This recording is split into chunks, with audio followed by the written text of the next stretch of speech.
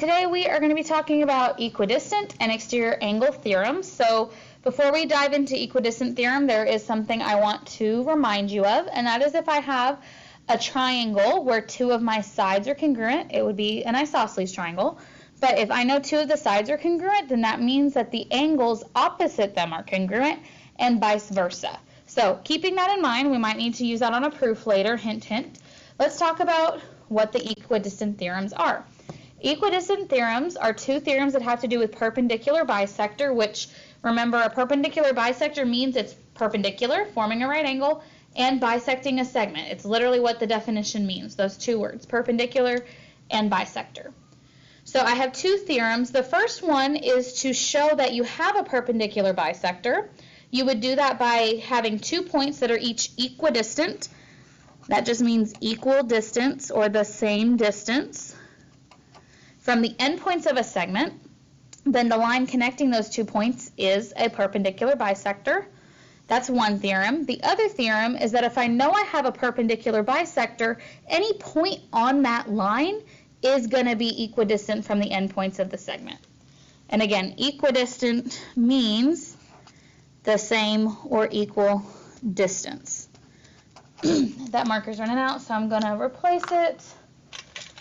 Let's do a proof. On this first one, I'm told angle 1 is congruent to angle 2. So what that's going to help me conclude in this triangle ABD is that the two angles opposite, AD and AB, are also congruent. So I'm going to have to address that in my proof, but that is a conclusion I can draw. Secondly, I know that angle 3 is congruent to angle 4.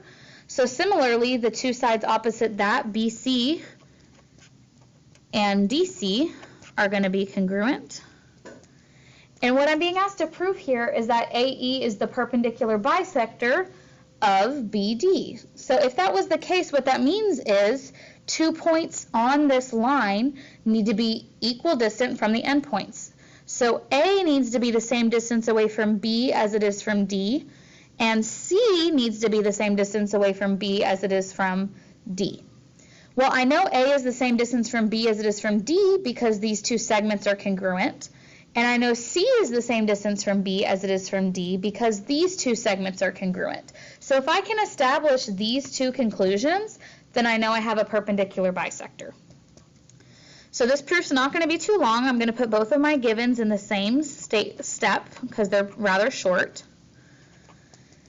And the first conclusion we drew from angle 1 and 2 being congruent was that AB is congruent to AD. And my reason for that, if you can't search for it in your dominoes, is right up here. If two angles of a triangle are congruent, then the sides opposite the angles are also congruent.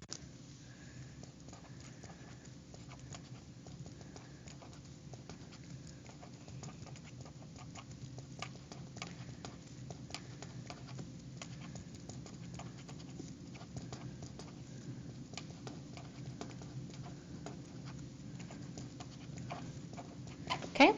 My second conclusion I drew from angle 3 and 4 being congruent is that BC is congruent to DC. And that's going to be for the same reason as number 2.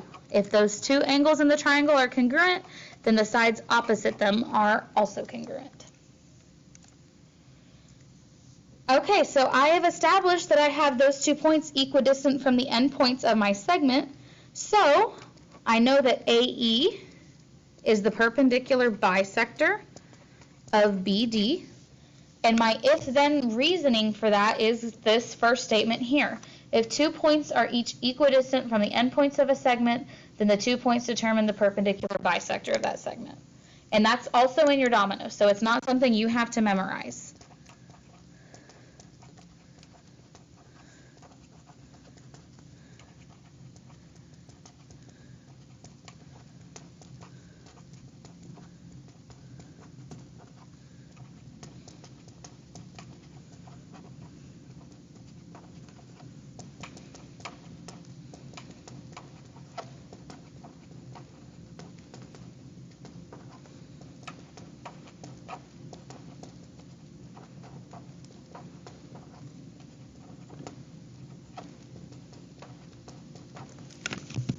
Okay. One more proof. I'm given that triangle ABC is isosceles with AB congruent to AC, and then I'm told that E is the midpoint of BC. So that's going to tell me that BE and EC are congruent. And so I already know that this is a bisector of BC, but I want to show that it's also perpendicular.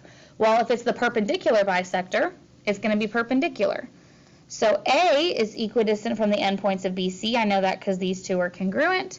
And E is equidistant from the endpoints of BC because these two are congruent.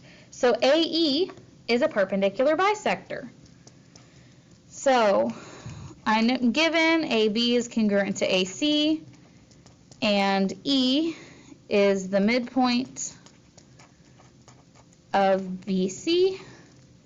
So I've got the one pair of congruent sides, and I still need to establish these two, that conclusion I drew, that BE is congruent to EC, and that's because if a point is the midpoint, then it divides a segment into two congruent segments.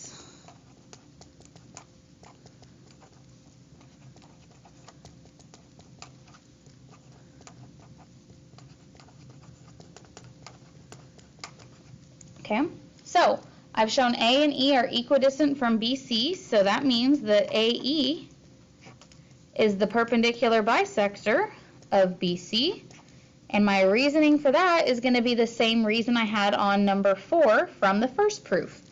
If 2 points are each equidistant from the endpoints of a segment, then they determine the perpendicular bisector of the segment.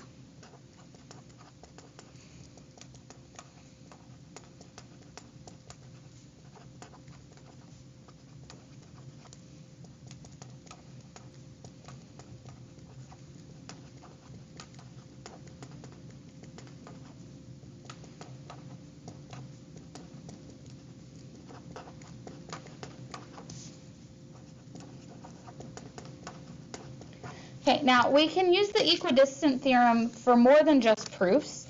We can use them for a problem such as this. So up first, I'm told that, one, I have this diagram, and then that I and E are each equidistant from K and T. So that means I is the same distance away from T as it is from K, and E is the same distance from K as it is from T. Well, that's my equidistant theorem. So what that tells me is the line connecting I and E is the perpendicular bisector of KT, segment KT. So any point on that segment is going to be equidistant from the endpoints.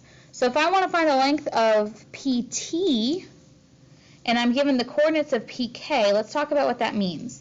P is on my perpendicular bisector. So P is going to be the same distance away from K as it is from T. So if I can find the distance between P and K, also known as the length of PK, that's the same thing as PT. Well, how do I do that when I have 2 points? Distance formula.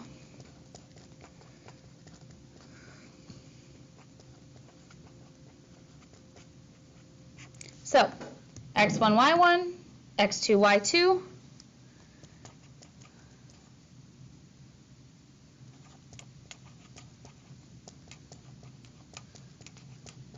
Remember, order of operations, I have to subtract inside my parentheses first.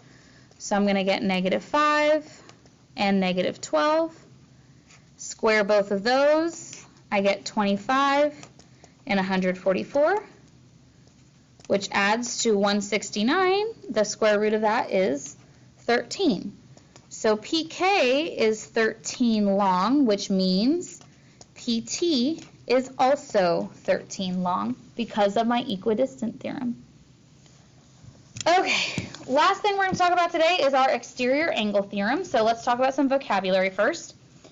In a triangle, I have my 3 angles inside. Interior means inside. And when I extend one of the sides to get an exterior angle outside of the triangle, we have the angle it touches, which we call adjacent. When 2 angles touch, that means they're adjacent. So what that leaves us with is our remote interior angles, meaning they're inside the triangle and they're not touching my exterior angle. So what this inequality theorem tells me is that whatever the measure of angle 1 is, it has to be bigger than angle 3 and bigger than angle 4. So what kind of problems would you see for that? Well, restriction problems. Remember, the word restriction just means inequality. So when you're asked for the restrictions on x, your answer is going to be an inequality. Looking at my first diagram, x is one of my remote interior angles, and I have an exterior angle of 110. Well, because of my exterior angle theorem, the 110 has to be bigger than x. So that is the restriction on x. It's smaller than 110. Okay. On this next diagram, the 70 is my remote interior angle, and I have x as my exterior angle. So that means here, whatever x is, it's going to be bigger than 70. Now, what happens if I have two triangles? Well, let's look at them each separately. I'm going to start with the one on the left first.